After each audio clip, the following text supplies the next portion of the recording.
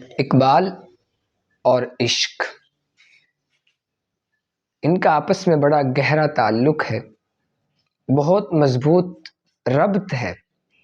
اور اقبال کے ہاں عشق کا وہ تصور نہیں جس کے بارے میں غالب نے کہا تھا، عشق نے غالب نکما کر دیا ورنہ آدمی ہم بھی تھے کام کے۔ اقبال کا عشق عشق قرآن ہے۔ کبھی بھی ایسا نہیں ہوا کہ اقبال علیہ رحمہ قرآن پڑھ رہے ہوں اور آنکھوں سے آنسو جاری نہ ہوئے ہوں۔ اقبال علیہ رحمہ کا عشق عشق مصطفیٰ ہے۔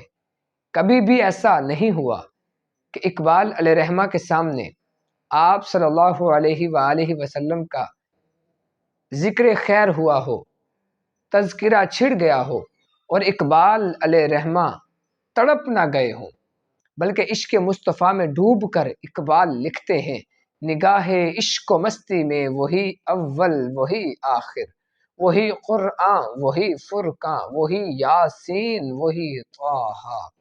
اقبال کا عشق عشق خدا ہے۔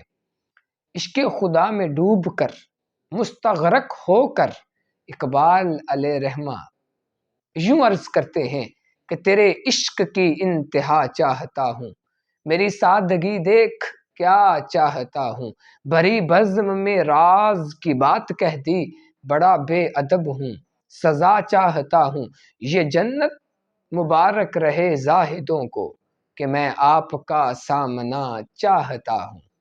عشق پر کلام کرتے ہوئے، عشق پر لکھتے لکھتے اقبال لکھ گئے، اگر ہو عشق تو ہے کفر بھی مسلمانی، اگر ہو عشق تو ہے کفر بھی مسلمانی، نہ ہو تو مرد مسلماں بھی کافر و زندیق۔